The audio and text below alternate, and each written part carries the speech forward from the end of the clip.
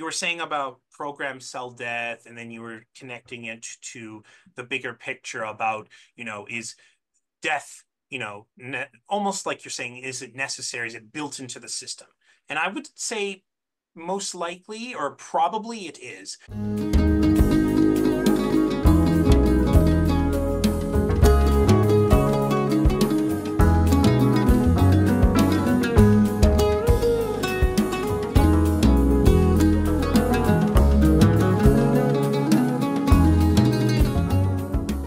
So because you wrote a paper, a super interesting paper called Mortal Computation, the Foundation for Biomimetic Intelligence, and they wrote to us because we wrote a paper for ICML on embodied AI, and it's definitely related. And I was really happy that you contacted us, because I might have seen you on some podcasts, but I didn't make the connections. It's a really great paper, because we share a lot of interests, and we share a lot of ways, the way we view intelligence. So how are you today, Alexander? I'm doing great, Balaz. I'm very happy to be on your show. So I thank you for the opportunity. And yeah, I'm excited to talk about mortal computation, embodiment, and its relation to machine intelligence, wherever you'd like to talk about. And excited that you are aware of the work, and hopefully we can make a larger audience as well aware. Yes, definitely. I think it's a sub community of AI who is more into embodiment, and I think it's coming. It's going to be more in the forefront in the coming years, when we realize that this, sort of mental way of looking at things is not going to lead us to AGI. But let's start with so basically you had an amazing journey inside the paper between computer science, biology, neuroscience, and even statistical physics. And I also love all those topics, and we are very similar in that sense, but I never really managed to bring everything together in my research, which remained more just pure AI. So I want to ask you, how did you arrive here? So what you know you come from computer science, so how did you arrive to know all this stuff and to integrate and synthesize it into such a beautiful paper? Well, thank you again for the kind words about the paper. In terms of the arrival of the synthesis that my friend Carl and I put together in this work. So I am a computer scientist largely by training. I also am cognitive science as well. So that also helped play a role in my affinity for some of the ideas that you see in the paper. So again, for the audience that might have or not read the paper, we talk about embodiment and activism and different elements of cognition or cognitive theory. So there was already a little bit of bias on, from my perspective, on leaning towards the role of, for example, the body and how we think and behave in this world.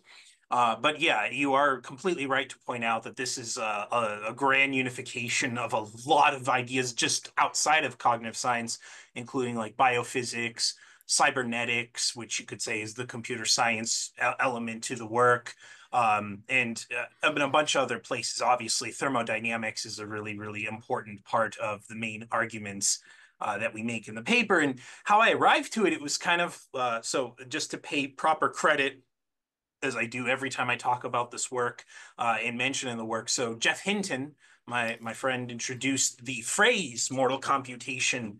Oh, now a long time ago, at least end of 2022. He wrote like about 2 sentences about it, or a couple, like a very tiny paragraph, but it resonated with me. So I really liked the notion. So he gets the credit for introducing just the concept that hardware and software shouldn't be divorceable. He doesn't really necessarily argue we should move in that direction. I mean, long since after that, he's sort of gone in a different direction to say that immortal computation, or its opposite, like digital computers and ChatGPT, are, very powerful, and they offer some benefits and some flexibility that you can't get with a mortal computation system. And that's sort of been the direction that he went. But I was fascinated by what would happen if we took that phrase, the very light idea, to its natural extreme conclusion. And so that's what started my own journey in writing this paper, because it turns out in this paper, while it is an argument and kind of like a synthesis, it's also just a survey over the last century, roughly, of thought. There's a lot more people, far more brilliant than I could ever hope to be, who have echoed and stated many of these ideas over time. And again, across like fields like chemistry and biology and physics, that, maybe they entertained the notions of thought and what does that mean for the neural substrate that gives rise to behavior and higher order cognition. And of course, a lot of philosophical grounding. That's another important thread to the paper, is this naturalist philosophy that kind of interweaves some particular theoretical concepts. We can poke at some of those if you're interested, but and I think that it even goes into some old philosophical, slightly religious thought, like Soren Kierkegaard is our lead quote on this paper, about life, must be lived forwards. And that's actually a double reference to the fact that this work is covering, I think we have like 500 references, and even that doesn't do justice to everything that I read or things that I looked up. We should look to the past to see these beautiful ideas, but then we sort of need, in order to go forward, to synthesize them in this nice little framework. And so I kind of started with the strong angle of the biophysics, because I was fascinated Mhm. by the notions of like homeostasis, which is just homeostasis, but over time, just for the audience's benefit. And then the idea of like allostasis, which is like this higher level predictive control that tries to serve it, and autopoiesis, which is the idea about making something from within, regenerative and destruction. So it all goes to like our metabolism, right? Which I think is such an important and critical concept that we still quite haven't gotten right outside of maybe obviously biological studies, in bringing that into the world of machine intelligence. And so I thought, well, what would that start to look like if we were to think about it in even potentially in silico system, but again, it could be a chimeric system, a fusion of biotic and a non-biotic material. So I sort of started shaping it from the biophysics angle, and then cybernetics is really interesting because it's sort of like this beautiful pile of axioms and principles. They have a structure and an organization to it, not to add any commentary on that. And so what Carl and I did was we reappropriated some of their principles and stacked them in a way to create what we called the three pillars of mortal computation. And it turns out all those echo the same ideas in biophysics. They might use different words. Like, I'll give you an example, is ultra stability. It's effectively homeostasis. It's just the cyber way of describing a homeostatic system reaching a stable state, and or a pullback attractor to think about physics and mathematics.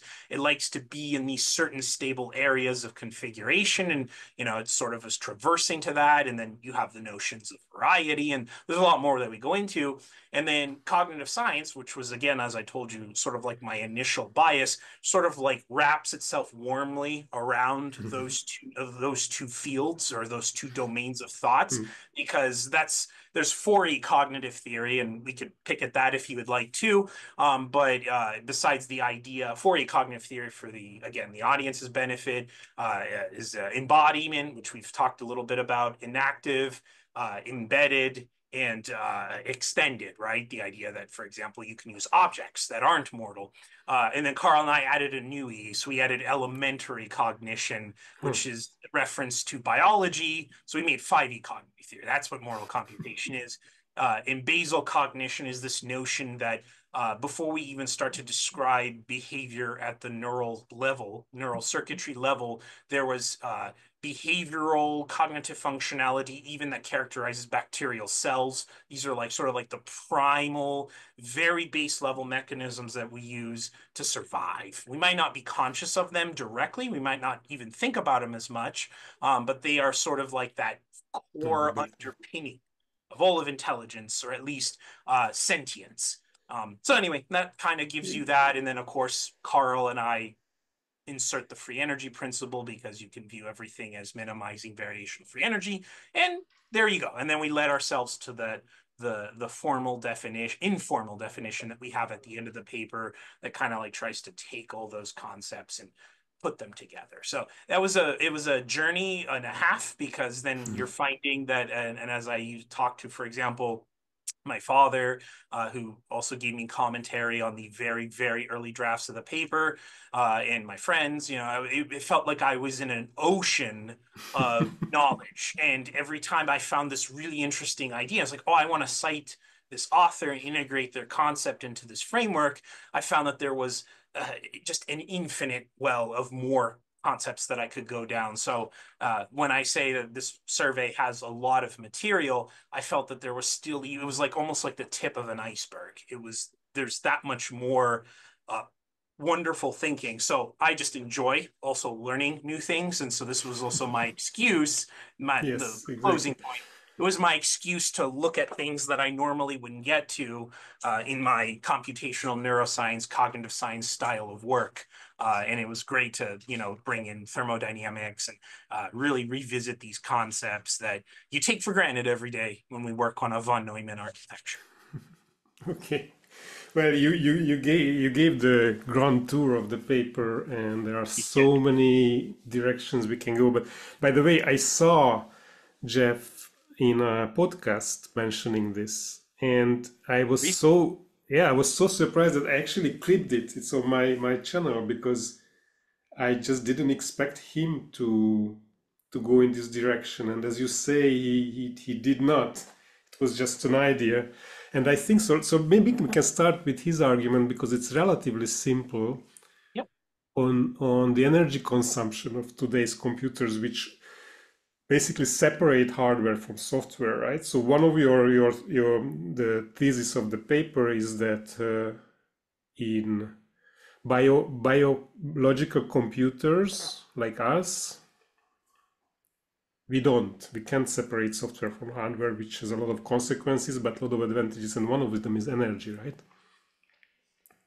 Consumption. Yes. So if you're asking about what Yeah. does that mean, Yes, uh, exactly. again, like at least unless Geoff might have said something in a recent podcast I'm not aware of, but again, his general argument was just that was even sort of his argument to move into the idea of analog hardware, and that motivates, for example, this other branch. I'm sure you're aware of in machine intelligence and brain-inspired computing called neuromorphic computing, where we're building these little like chips that allow you to build things like spiking neural networks, which are extremely biologically plausible in some respects. And then these are argued to do things like low-level computation in such a way that it doesn't expend as much energy as when we do our typical machine intelligence programs, like a deep neural network that characterizes like ChatGPT on a server or on GPU systems. So the part that Carl and I sort of talk about in the Mortal Computation paper is to dive a little deeper beyond what Geoff kind of just says. This is the benefit of, the non-separability that characterizes humans and animals and, and potentially intelligent systems like that versus the separation. And it goes into the physics concepts, particularly thermodynamics, where when you think about what a von Neumann architecture, the computer systems that we all pretty much use today, with the exception of maybe those that work in quantum computing, in a few of these very interesting exotic forms of computation or computing systems, we take a deep neural network, and while we also go in this paper about the fact that that's amorphic, it doesn't have like an inherent actual structure, even though pedagogically we teach students with dots and arrows and draw them as if they have a structure, but really it's, as one of my graduate students likes to call them, a pile of linear algebra. And oftentimes it doesn't exist until you actually put data through it. Whereas, biotic systems and even neuronal systems, like those that we even can model in spiky neural systems, kind of always have a state, right? Even a resting state, even in the absence of stimuli, they're still doing things, and they have dynamics. Yeah, and So they are the data, right? They are the exactly, data and the computation, not they not just do computation and right. store data, but they are, right? They are the computational engine, exactly. And so what Carl and I sort of say in this work is, well, to get that energy efficiency, Balaz, that you were talking about earlier, you want to appeal to the thermodynamics of computation. And there are effectively just two theoretical principles that we sort of borrow from thermodynamics. And that's essentially, for example, the Landauer limit, which is just this idea that there is a minimum amount of temperature or dissipatory temperature cost associated with the minimum energy needed to like erase a bit or flip a bit, the very, very basic foundations of any computing system, let's say that operates in bits. And there is this particular, and it kind of characterizes like a bound that you can reach. Like you can't get lower than this bound. So obviously that is the most energy efficient when you characterize the exact cost or some approximation of what it takes to change bits. And then the Jarzynski inequality is this other complementary idea about like, oh, well, we take trajectories and we sort of average them out and think of thermodynamic work, and we can say that they're equivalent to their free energy. And this is a connection that allows you to say that when we're actually operating in a computer and thinking about how bits are changed, we like to attach this idea. It's like belief updating. It's a Bayesian kind of approach, but the idea is that we are changing our information content, encoding memories of our environment. Like you said earlier, we are essentially embodying the computational engine. And that approach is if you are literally at the level of the hardware, as close as you can possibly get. That means the compute cannot be separate. You can't have this computer program do something independently and it works without knowledge or design or co-design in terms of the actual hardware system that executes it. You're going to get really close to that Landauer limit. You're going to get Hmm. close to that bound. In real biological systems, including ourselves and our even neurons in our brain, are much closer to that bound than, for example, von Neumann systems today. And the big reason for that, among many things, is when you have your like deep neural network program executed on like a CPU or let's say a GPU, although some people have started to argue me about the powers of GPUs and TPUs, but that's a different story.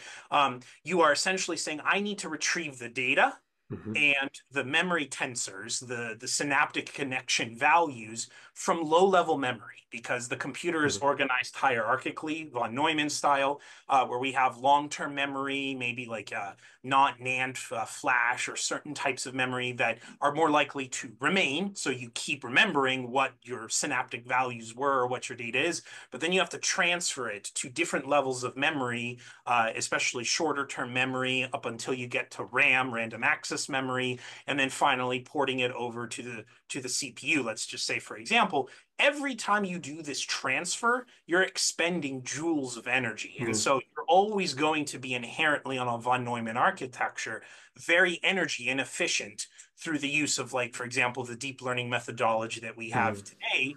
Whereas if you go close to the hardware, and neuromorphic chips are a wonderful example of this in action, you get something that eludes that whole von Neumann memory wall, or bottleneck is what it's Hmm. theoretically called, where you actually do in-memory computation. So that means that, for example, if you're doing little neural computation, you get this like asynchronous system where the neurons inside the memory that store their little bit of information also execute the computing cost or the computing calculations directly at that spot. And that's what gets you so close or much closer to these thermodynamic bounds that you want to be at. And that's where that great energy efficiency comes from. So Geoff did not talk about all of that, No. right? He Yeah. just kind of mentioned we shouldn't be separating. Well, mortal systems wouldn't be separating it, and then immortal is its opposite. Carl and I sort of like tried to add some teeth to that argument and say, well, wait a minute, other people have been arguing similar things. Let's drill into that and really emphasize that mortal computation gives you this real strong benefit of in-memory compute.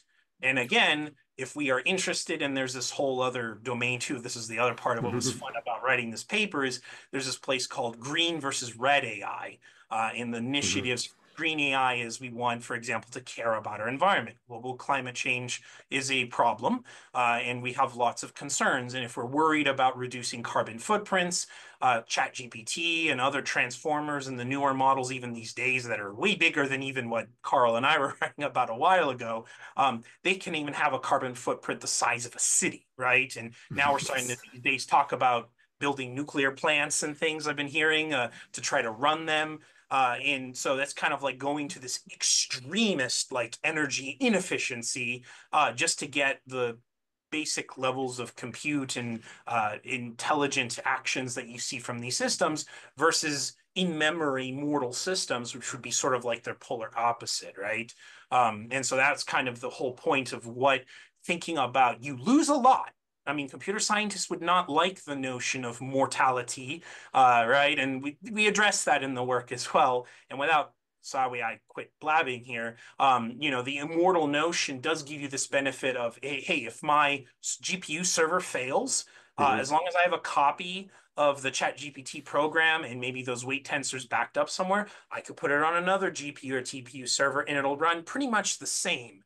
That has other drawbacks. We could go into that as well, because then there's the peculiarities and the aspects of intelligence that might change. But without even getting into that, you lose something going to mortal computation, right? Because the software being not divorceable from the hardware, being entangled, right? Being designed with that hardware in mind to offload some of even those calculations, which is also part of the embodiment thesis in cognitive science, gives you great energy and great efficiency, but you lose that flexibility, right? You could almost start to argue it looks brittle. But again, then we make another argument.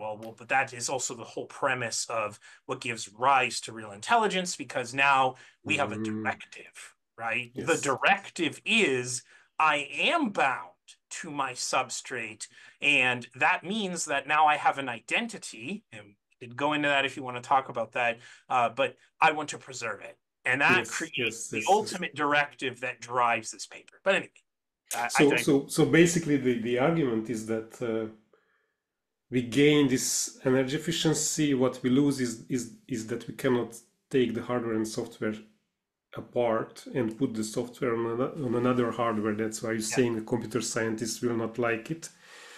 And so when they are entangled, then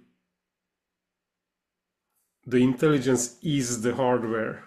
So if you want to keep it, you have to stay alive, right? Yes. Yes. And that builds that directive, which is the staying alive or not dying, depending on how you want to phrase it. Yes, is exactly where that paper says that's where you start walking yourself to the extreme final conclusion, which is that directive, right? It's much more than energy efficiency, but yeah.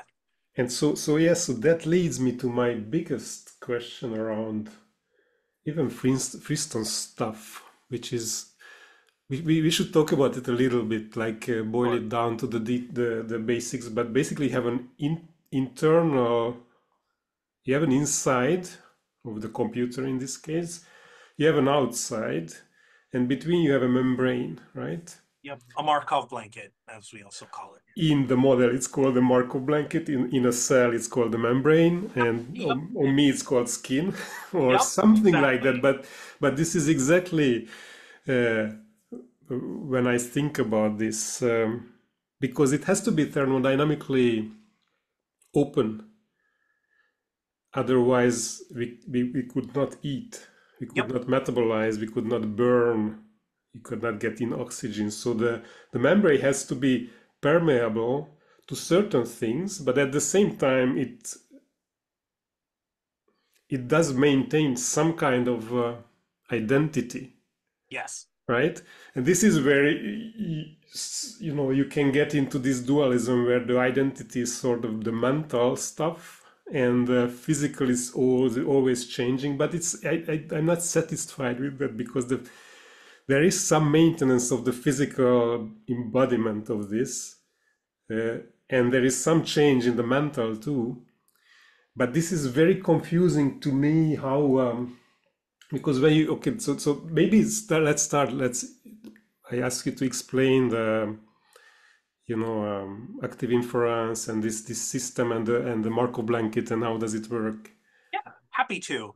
I will admit too that it can get confusing. It really depends on which dimension you look at, and so what's kind of nice too about the paper, I like to think, is more. It doesn't say it.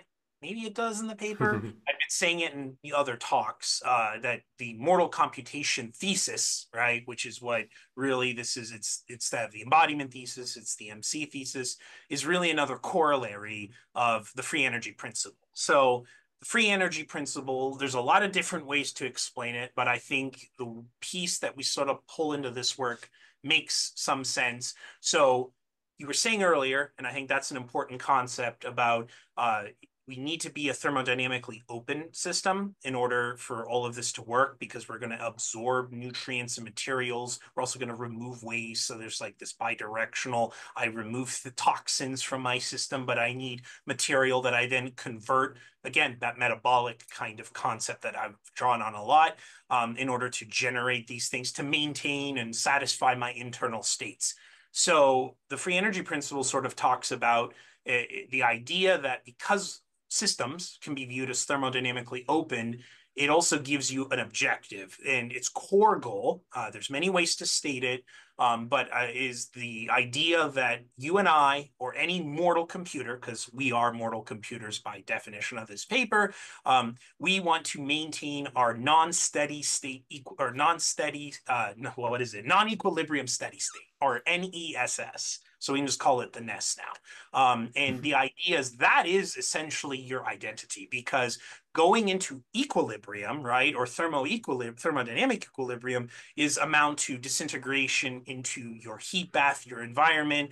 You've died. Essentially, what you've done is you become back into heat, right? You are transferring back into the world. You are not necessarily outside of that particular state you don't want to be in because your steady state, if your state of organization lives outside of equilibrium. So the idea is that in order to do so, you will become a dissipatory system, right? You are essentially emitting energy, you're emitting heat and waste, but you're also absorbing it. But thermodynamics needs to still be respected, right? The second law doesn't go anywhere just because you and I are open systems. So you have to then think about the outside, the environment, right? So the entire system that includes me and my universe that I exist within is a closed system. And so thermodynamics is fine because entropy has to go up.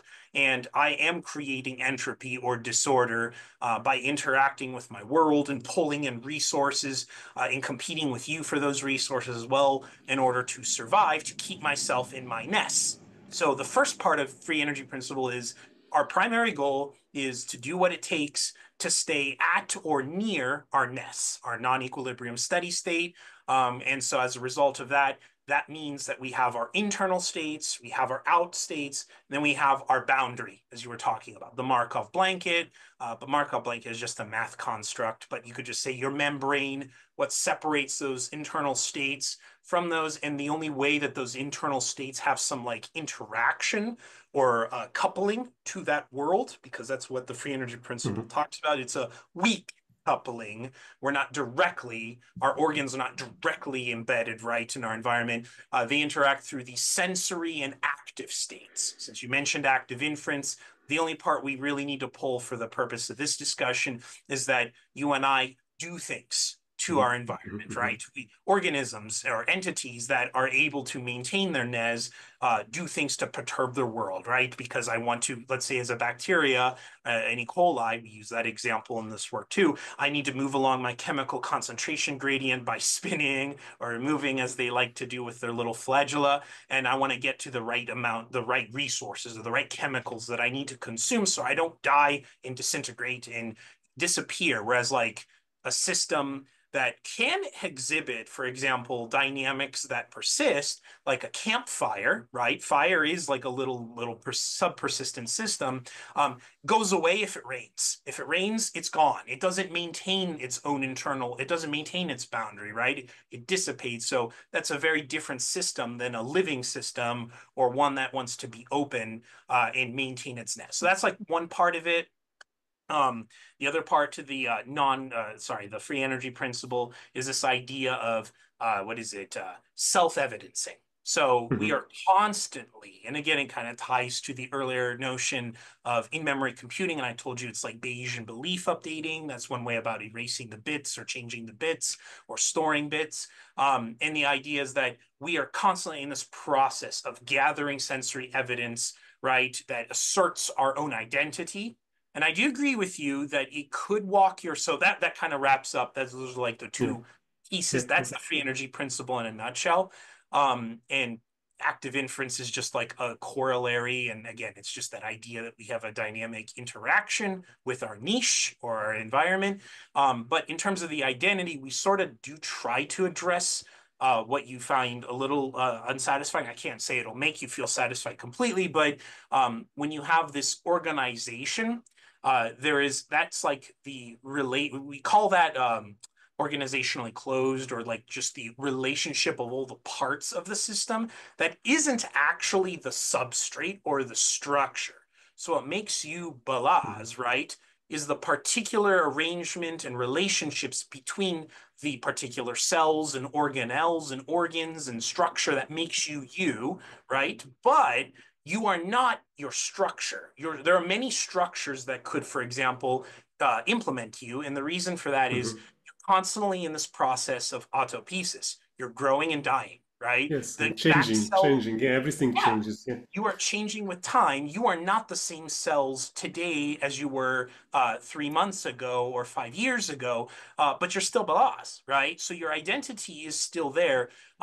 It You could think of it as, yeah, it kind of has this mentalish feel, but I also would argue that it doesn't quite exist, though, too, without its actual physical instantiation in the universe, right? Because the moment, and again, there are things that this paper does not address on purpose. I don't necessarily say things about consciousness, and I also don't say things about like your soul or concepts that I don't want to touch. That's not what the paper wants to do. It wants to really much focus on just that very, very small part of sentience. And so, just based on that little constrained world, if your substrate completely fails and you dissolve, your organization's gone too, right? Because that organization is inherent to that structure. What makes you Balaz is the relationships of those parts that allow you to stay in your non-steady state, in your NES, Yes, right? yes, yes. So I think it's full of paradoxes, which are fine. If I just turn to my right hemisphere, it's okay. Yeah. But the model itself is very map-like. So it's a left hemisphere thing, this outside, inside, and the membrane. And what I'm struggling with, besides that the structures are the same, but not really. They are not the same because they are also changing, and the relations are always changing. So there is something that remains, but at the same time everything is in flux.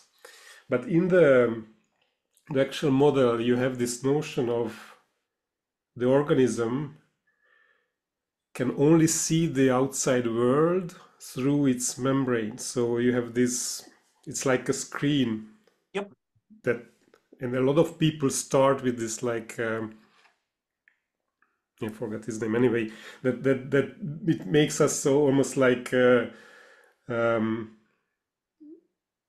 like subjective idealist, that we never really see the outside world, only the membrane or the Marco blanket that surrounds Mhm. us. But then how does it work? Because this membrane is porous. It has to let stuff through, and that stuff comes through and gets into the inside, not through the sensors. It's like physically, Uh, molecules come in, or viruses come in, and the virus was outside and now it's inside. Now is it part of me or it's not part of me? Or the you know it's that's where I'm struggling with the otherwise the model is beautiful, and I really love it because you can derive, why we are building predictive models inside of the world, why we got this big brain that can reason about the future. Yeah. But this little thing is where I'm struggling. Like, how does it not violate this model where you can only see the outside through the membrane? Well, so I think what you're touching on is the notion that in the Markov blanket, when you said screen, you were making me think of Chris Fields and the quantum takes that he has, Yeah. and that one there might be so it might be interesting to talk to him and have a different discussion. But just with the class, I would say this paper lives a little more on the classical take on the physics of it. So I don't want to speak to the quantum stuff. Yes. But in terms of the sensory states, which is what you're saying is our way of perception, right? And that is our way of getting an observational value that then we can then formulate mathematically our variational free energy objective. And then we have like our morphology that perceives it. And then we have the active states, which is our way of going back out to the world, right? That's our way of triggering something. Well, I'm not 100% sure how to help alleviate what bothers you because I can see that is a good argument for, well, wait a minute, there's something that feels missing in this picture.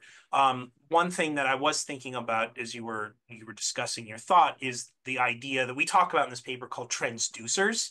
So a transducer, right, takes one signal value and it converts it to like an electrical signal and Uh, vice versa. So there's like a mapping it. That's what is important. The free energy principle might not directly say that, or the Markov blanket formulation doesn't directly state it.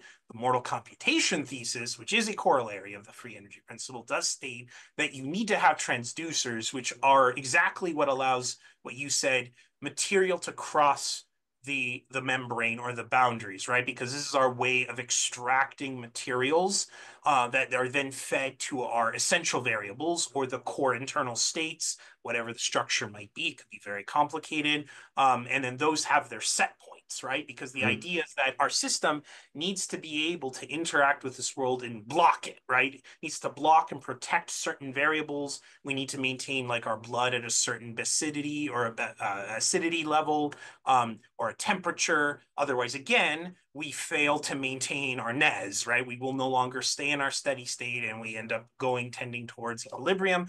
Thus, our identity terminates because, again, we're going to die, right? That is one way to look at how that death process works. So we do need things entering our system. They do need to cross that boundary. I haven't given thought before, I will admit, to the notion of a virus because when you think, well, is that part of you? It would be really great to get Carl's thought on that. I would say that probably not, but it's hard to say it from the perspective of you, but rather the perspective of the virus, because the virus itself would be its own little system, and again would have its own Markov blanket, right? So it is its own entity that has breached some version of your boundary. I would say that maybe then there's this other notion of nested Markov blankets. of So course, the yeah. idea is that you can have many Markov blankets. This is That's what also, I was getting at actually, yeah, with and the I think virus that, example. But the virus is an example. I mean, you can lose a cell, yeah. and you can get the blood of somebody. You can gain cells, and but the cell itself is a Markov. I don't know how to call it, but it has a Markov Totally. blanket, an inside Yeah. and an outside.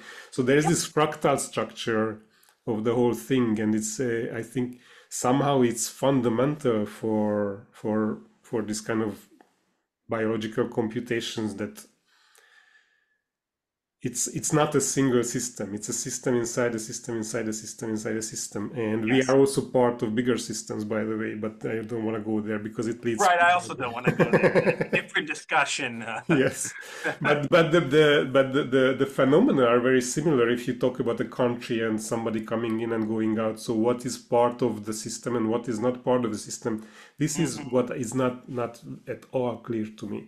But the most interesting thing for me is the membrane. I'm like obsessed with the membrane because there's a lot of intelligence going on there, right?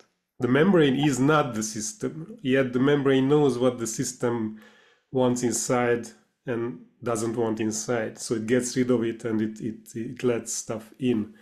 And the It is. membrane itself is it be, it contains cells which also have membranes. So you have this fractal structure, which all Yeah. it's a crazy picture. So I don't know if you have any I don't thought on have that, but any direct thoughts. I do agree it can get really complicated, like you said, the fractile picture. But one thing that we do state in the paper, because I was also reviewing a little bit just to make sure I had the right context coming into our interview, and in there we do talk about the notion that you do sort of at least mathematically consider the Markov blanket as part of that system. So I don't think of the Markov blanket. I'm not saying this is the right way to take it. It's just my own personal take is that you sort of need to think about it as an essential element to also those internal states. So Mhm, while you're fascinated with the Markov blanket, I also am very fascinated with those internal states. mhm, And I would say that maybe a partial answer to your question or your pondering of what belongs in the system versus not. So if the Markov blanket is part of the system and let's say a virus or some other entity that we did not want manages to breach the Markov blanket and is now in the space where those internal states are, well, you could maybe say, well, temporarily it exists within the system because, like you said, the country metaphor is a really interesting one. If I go to another country, well, am I part of that country? What makes me, a foreign object, right? An external entity that doesn't belong. I'd say that while I don't have an exact answer for that, you would still say that the country or the organism or the entity has particular variables that are essential. Those are the internal states. And those internal states, at least I like to think of as those critical variables or those critical substructures that are actually what the mhm, resources are going to, right? That have this is where the homeostasis. So if you just appeal to the standard form of FEP and active energy, you're not going to get, at least I don't think, the full answer. The mortal computation takes it another step forward to say, well, those internal structures, right, have set points and have these mhm, particular encoded values that those define whether or not that system is going to stay in its NES or not. And again, it could be a very complicated story, and it also has different versions. For example, in the cell, cell still has its internal states, right? It might be very simple structures, but it needs to maintain its intracellular material certain properties, right? That if that is violated, the cell will die. And, that's what happens when foreign objects enter, right? A virus infects a cell, it sort of changes things and eventually the cell will die or, it'll explode or it'll do all kinds of other things. And so you can imagine that what really made that cell is those internal states with their own homeostatic set points. And again, for more complicated organisms, then you have your allostatic little subcircuits that try to do predictive control and try to manipulate those set points as well and mhm. say, hey, wait a minute, I know that this is going to go wrong. Let me allocate Uh, resources. And then you get to the big complexity of there's another like fractal or also recursive structure that I'm not trying to get deep into. So I would say you could then take that analog. And if you wanted to port it over to like the country, you could say for a nation state, there are certain particular pieces of it, right? The mhm, government mhm, function, mhm, mhm, certain aspects of the resources that are characteristic of that nation. That is what defines that nation. If those get damaged, ruined, removed by, let's say, a foreign object coming into it, well, then that's going to change the identity of that nation state to the point where it might rip. And this is, again, I don't want to get into the mhm. politics of it because I'm way out of my domain now. I'm just sort of trying to think of how that metaphor might carry over. Yes, yes. And I'll let the political scientists and those that study nation states and conflicts much deeper than myself. But I do think that's where the identity of the state from the survival point of view, again, might come at risk because that foreign object, if it's just there and it's interacting or not really damaging or changing those internal states in a dangerous way, that risk the identity of that nation being an identity. I'm meaning by its non-equilibrium steady state. It's a Mhm, very specific take on identity and nothing else.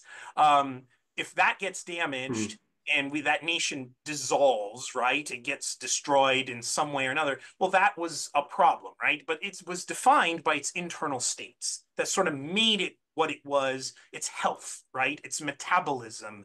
And I think that needs to Mhm. be brought into the picture, maybe to partially answer your concern. It gives you a little bit more to chew on, rather than just only thinking about just the Markov language, in of itself is very complicated. And I agree with you on that point. I very much care about what those internal Internal states state, yeah. are Okay, and define. let's go there, because one of the things that's related to this thread is you said that the mortal computer must be able to regenerate and maintain itself Yeah. longer than its individual components, right? So there is this hierarchy of system inside system inside system inside system inside, and somehow the larger system can allow the subsystem to die. Hmm. Hmm. And so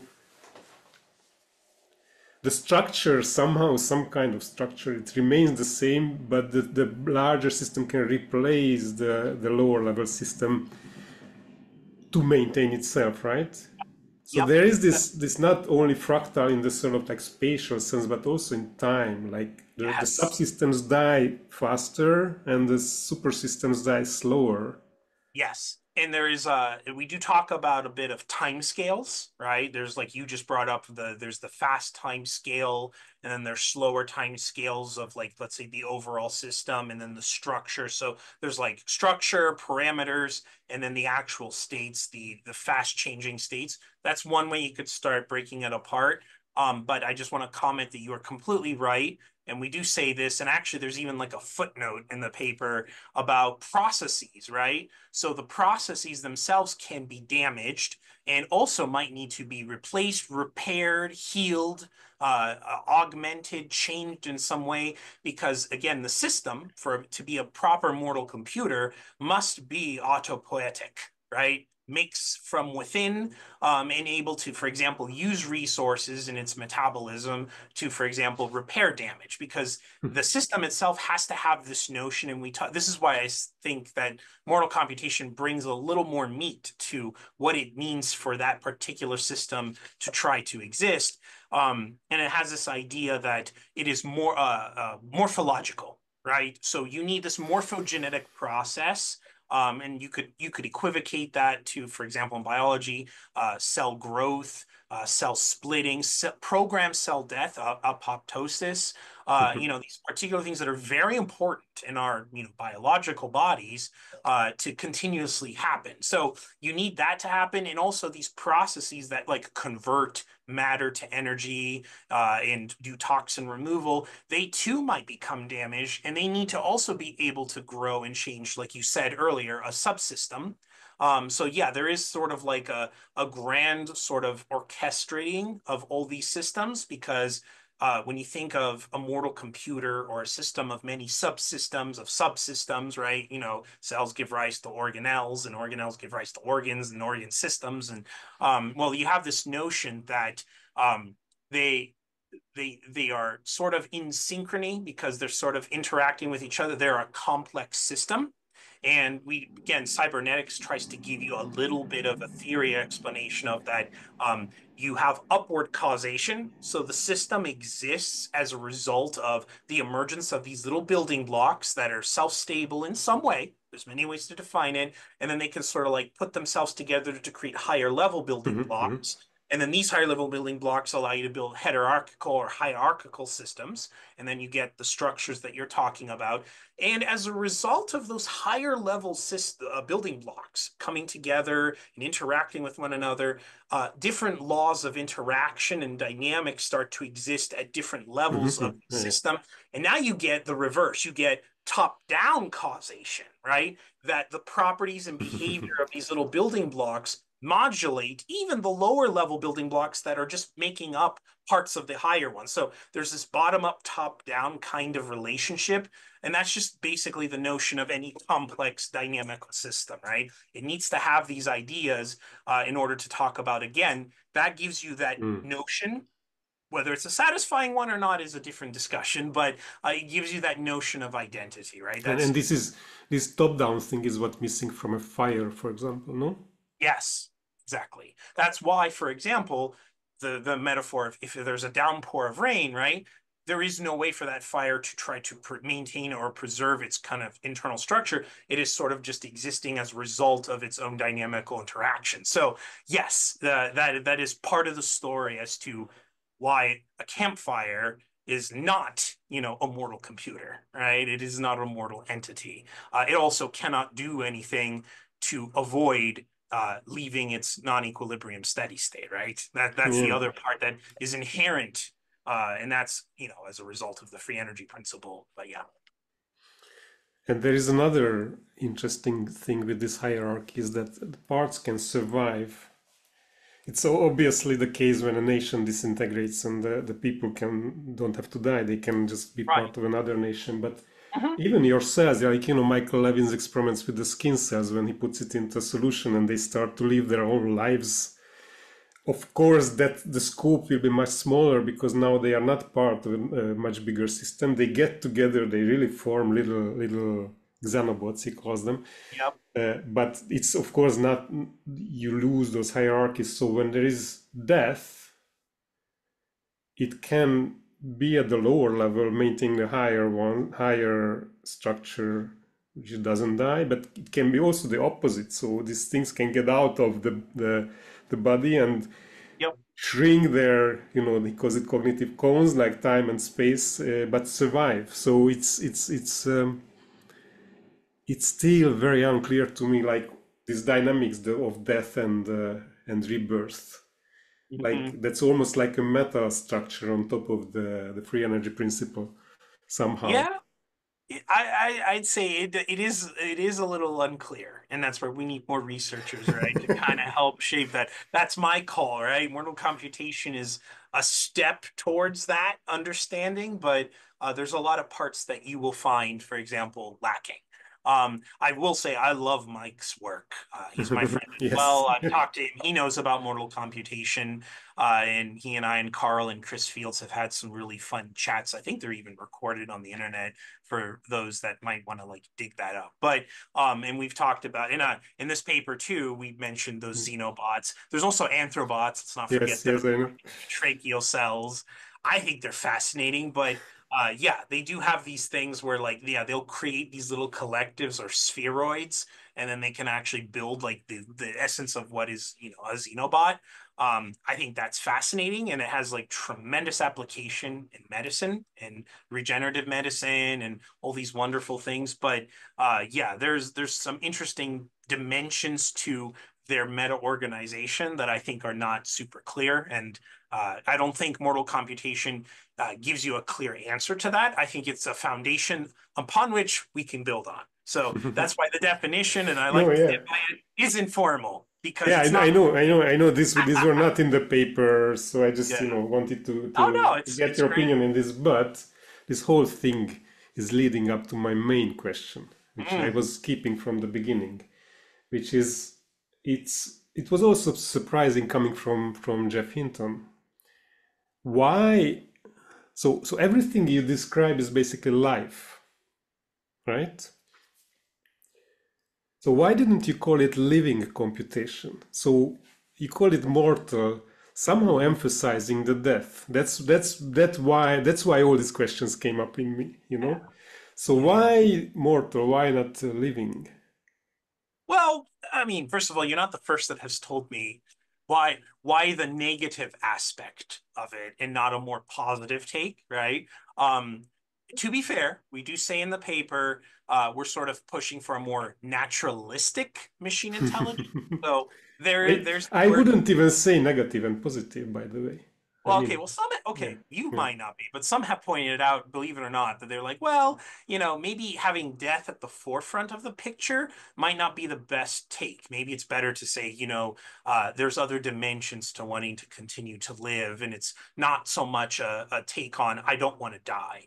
But I think to get back to your primary question, because it is kind of the general thrust of the paper, and Geoff doesn't take it down this No. direction. What Carl and I sort of do is we say again with all those wonderful arguments for thermodynamic efficiency, and again the notion of getting closer to the hardware and all these wonderful properties that come with it, also comes out of it, and we've talked about it now, danced around it in the free energy principle take on it, this notion of a directive. So I think that a prime directive, it might not be the only directive, but it certainly is one of the most important that characterizes all of life.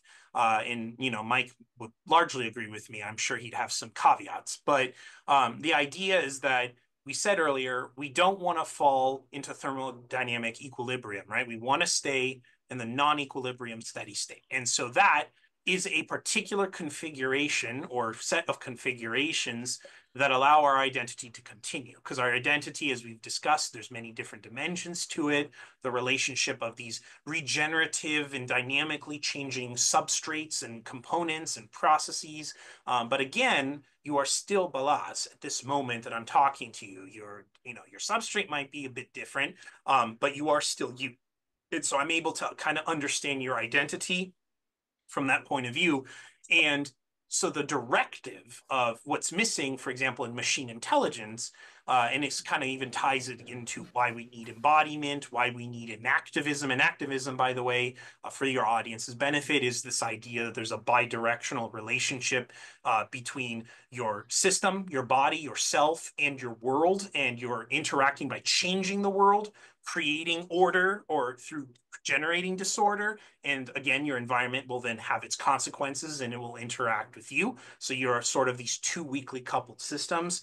And then again, you can build on top of embodiment, which is the idea that we have other mortal computers interacting with one another. We live in a society, and that creates, like you said, the nation states and these rules. And then obviously the role of objects that aren't mortal, but are important because they are like extensions of our cognitive functionality.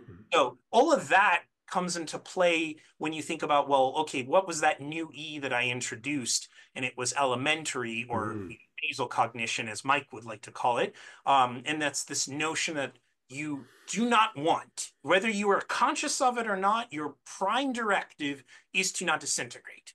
And anything you do is to avoid that. Everything is to always stay in your pullback attractor, to stay in non-equilibrium steady state. And that gives you your first important goal upon which all other goals. And this is, by the way, a very primitive foundation. It does not speak to like the human endeavor and all the other very complicated things and goals and plans and things that you could argue. Well, I think about a lot of other things. Like, I don't think maybe you don't think about, I don't want to die every second of your life, right?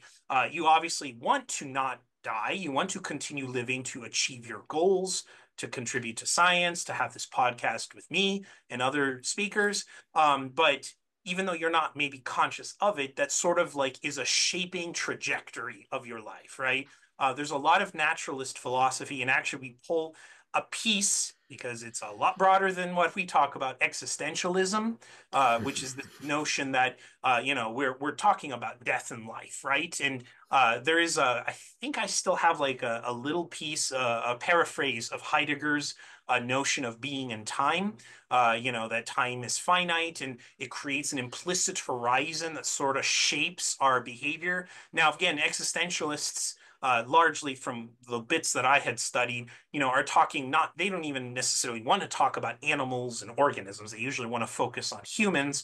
And I care about unifying animals, humans, organisms, so that we could say all of them are mortal computers and they're all implicitly shaped by the knowledge, whether it is conscious or not, that their time is finite and that they're going to die.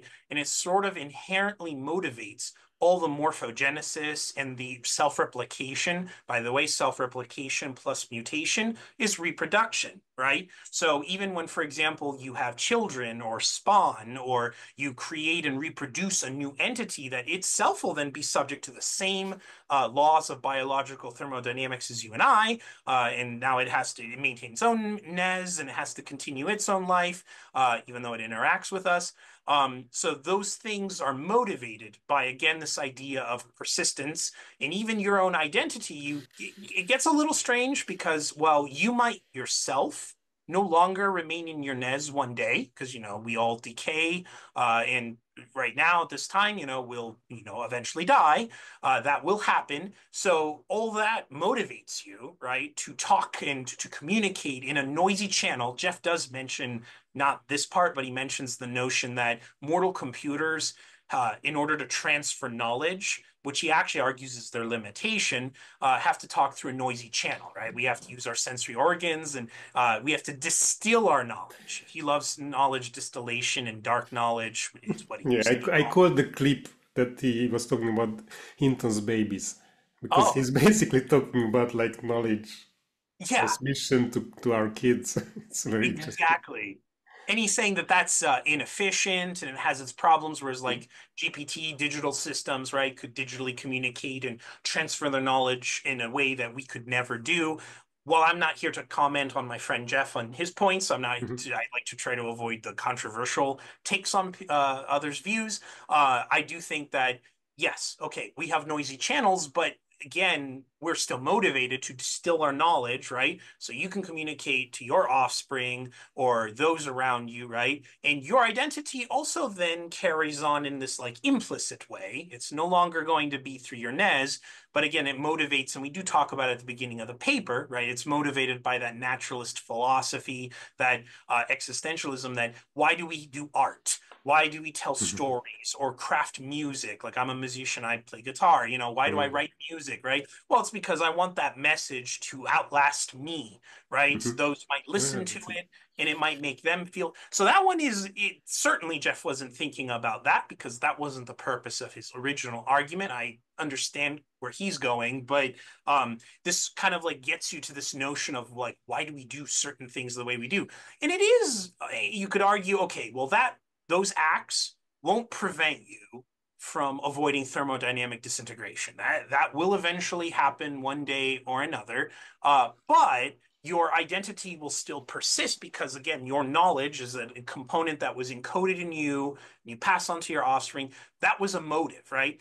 That's what's missing in my fundamental point of view for machine intelligence systems today. Why we are far away from AGI, or at least we're on the potentially not the correct path, where this notion that these things don't have that impetus, right? Even they might be able to generate what you could call art and things, but they don't have that inner purpose, right? That inner drive that we do. And it all can be boiled down. It's not only that, but the foundation to everything that we do, the beautiful complexity of the human mind comes from, I don't want to die. And there's And many but I ways, will.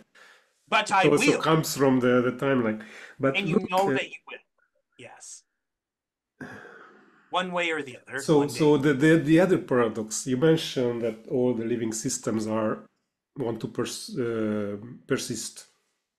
We want to keep living, but then you mentioned also programmed cell death, and I want to like put my question into a bigger context in the sense that you see sacrifice all the time of the lower level system to the like for the existence of the higher level system. Uh, so it's not so simple as just perseverance, self-preservation. There is Hmm. also sort of a death drive, and my question is like why is it so for this kind of computation that is not software is not separable from hardware, you need noisy channel to communicate, you have to maintain yourself. Is this like a universal necessity that it has to die? Because a lot of, like the transhumanism is about, I think the uploading is completely like a childish notion, but the fact that we want, Hmm. as we are, we want to exist forever. I don't know if it's somehow built into the structure of the universe or what, you know? So there is a partial answer. I don't think it lies obviously in the paper, but Carl has talked about this to some degree, and I think that that might give again a partial answer to your very interesting question. So you were saying about programmed cell death, and then you were connecting it to the bigger picture about, is death, almost like you're saying, is it necessary? Is it built into the system? And I would say most likely or probably it is. And an example is like human life. So, and I think Carl has used an example. I'm going to botch it up. So if Carl ever sees this, my apologies. But I would say he talked about when you get older, there's always that notion that most cases you become more conservative in your thinking. You sort of become more set in your ways because while you're younger, you have a lot more growth happening. You're more flexible. You're able to more dynamically react to your environment. And then what ends up happening is you sort of like, in some sense, solidify, you slow down, you become wiser, right? You rely on more of your mental heuristics in some cases, of course. I know that there's always the wide variety of, No, but it's a very interesting notion, yeah. yeah. Like And so what physically we're happens, getting old, but we're getting somehow wise. Is it yeah. built in? Yeah, well, and it depends on, of course, how you consolidate your knowledge and what lessons you learn. But I think what ends up happening is you get older, you're less quick, less Mm-hmm. readily I able see to what you mean. adapt. Okay.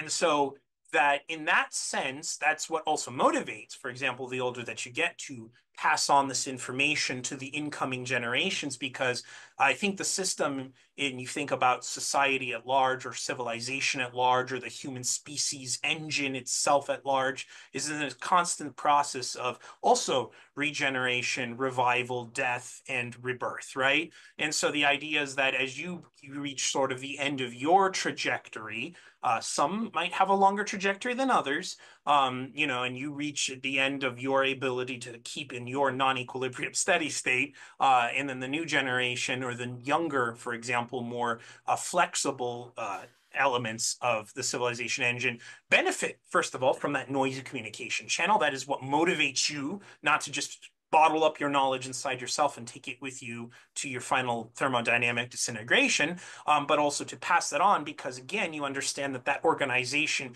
is greater than yourself. Mm-hmm. So I would argue that the death, and the way Carl had said it, and I really wish I could find that clip myself, was that it's a necessary part. You need that. You're going to have this decay. And so that's what ends up happening is you need that decay to sort of die out to give rise to the new flexibility to allow that system at large to persist.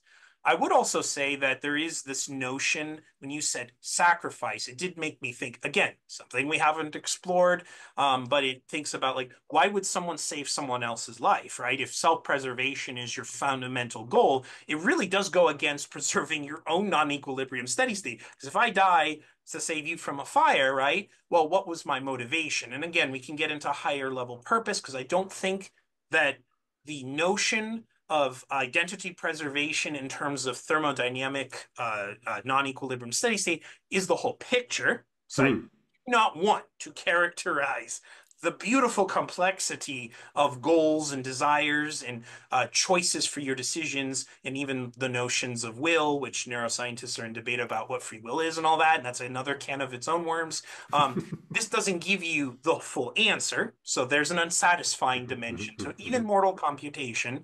But at the same time, I would say that when you save another life, right, there is maybe perhaps some implicit motivation that there's a knowledge of the bigger picture, right? The bigger system itself, right? Maybe you might not consciously think of it, but it's kind of like the system's own internal way of why do certain cells die to let the system itself continue living, right? Because many of your internal lower level cells have died. And they probably didn't want to continue. So they wanted to keep persisting, right? They wanted to stay away from thermodynamic disintegration, but they ended up having to die because in the end, the overall system must be preserved. And so you could think of the civilization or the human engine, the species engine at large, must continue to persist. So that might be the beginnings of the motivation why you would, I'm going to save this part. Maybe especially you're saving someone younger than yourself, right? Hmm. Again, there's always counter examples. You can always defeat my argument, and I accept that. But I think that it is built into the system. That's why you have, for example, the persistence and longer time scale of organizations and countries and nation states and groups and families and dynasties, right? Is because we understand that we are a part of another Hmm. organism, right? Okay, And yeah. so that might be the beginnings of the answer to what you seek. But again, I guess the limitation is mortal computation will not give you the complete story, right? It cannot explain some of the more complex aspects to the human experience. And I wouldn't want that. I don't think that I can distill all that away. That's also why I very much avoid like consciousness discussions too. I don't think Hmm. Hmm. mortal computation, Anil Seth, I know him a little bit through our contact, talks about consciousness. He might have some really interesting thoughts, but I'm sure he bridges a lot more Hmm. than what mortal computation. He knows mortal computation. I know we've chatted about it, but that's like a piece of the puzzle. It's Hmm. just the found. Think of it as like to use a computer science or a computational architecture metaphor, sort of like the platform, maybe the kernel of an operating system is essentially what is mortal computation. But the kernel doesn't describe the entire system, right? There's a lot more to Yeah, a yeah. Linux operating system than its core functionality. Think of mortal computation is it only gives you like what turns it on, right? Like what's going to really light it up and make it do what it does, but you're not going to do anything interesting on a kernel, right? You need other programs, auxiliary structures, and things that are built on top of the complexity. Just to pull a computer science metaphor You know, to no, no, justify I don't think it should have gone into the paper or these discussions because it's already very, very wide, as you said. already Uh, very long. but I mean, I'm very thankful that you bring the topic into computer science and to computer scientists because it somehow, opens up questions to connect us as the computer scientists to the science. And because of AI now, it's all in out. Everybody tries to understand these things in connection to computation because we have this weird and very fascinating new systems, and who knows what's going to happen in the next couple of years. Exactly. I Looks also so. like to just Yeah, to tag on to your yeah, yeah. point. I also like that the paper, the other purpose of this paper ended up being part of that journey you were saying earlier was to also highlight these other types of what was also known historically as Maverick computing. Like you and I have touched on xenobots, right? Mhm. And we didn't actually I think I have to update the paper, but I do it in my talks, anthrobots, which again comes from Michael's group, but there's these other ones like the in silico analog, like we can never forget Ross Ashby's homeostat and the allostat, as Carl likes to call it, which is, basically a computer that can survive a wire cut, right? Do that to your computer, it's off. We're done, right? So those are if we pay homage to a lot of these exotic, but Maverick, I think, is a really fun word that comes from like or whatever, fungal systems, fungal computing. Ah, And, yes. and people have been surprised when I told them that, yes, it might not be a mainstream viable platform at this time, but they are literally little like chip systems that have fungi growing, like pink oyster mushrooms that are integrated with them and they use their geometric calculation. And then the last point, one of my favorites, I don't get to work with them, and I don't know if Mike has, is organoids. I think that is the stuff of sci-fi, and they are very legitimate. It's, human stem cells. And I Mhm. think Carl has collaborated with some that, like, for example, they did some work that they showed it could learn on a short time scale to play like Atari. They wired up and play Pong. And well, that's a very simple game. It's incredible that they got stem cells to like form these little tiny organelle systems that can actually play those games. I think that is like really important to at least bring to the communities, even if like Mhm. we're not going to get to like, okay, I can't buy an organoid right now and start playing with it, though I'd love to. And anyone hears this, please send my lab organoids. But at the same time, while the democratization of that might be a problem for other researchers to study them, I think they are very important to be aware of because that could lend itself to a different kind of future, which is also what I envision mortal computation, which is like a field, like an emerging Mhm. field that could come out of many researchers, like all those that work in physical computing, that work with like spintronics and photonics and quantum computing, and also those that work with organoids coming together and saying, can we build chimeric systems, right? That take advantage of the properties of biotic and non-biotic systems so that we can build potentially mortal computers that already start to live very close at that Landauer limit, Mm-hmm. right? That are already thermodynamically efficient, but also give us things to study. Because there's a lot of beautiful questions that come out of just Mm-hmm. like, how does like a xenobot really work? And can I draw computational principles or mathematical principles and put them back into even deep learning, right? Can I actually pull something from these systems and bring that back into machine intelligence? And Mm-hmm. I think that's in a very interesting, like, other option. And also the question, we have an appendix in this paper too. You didn't say that. It's already a long paper, and then Carl and I have an appendix, which we joke about a lot.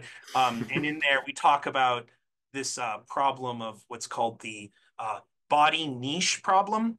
And it's just basically ideas that you and I can't, maybe you do, I don't know, but myself, I don't have the organoid, but can we simulate it with a digital morphology, right? And there is some interesting work out there about how to like emulate literal embodied systems, right? With the physics that we know. Like if you have, for example, like a human body, there's like a human body project.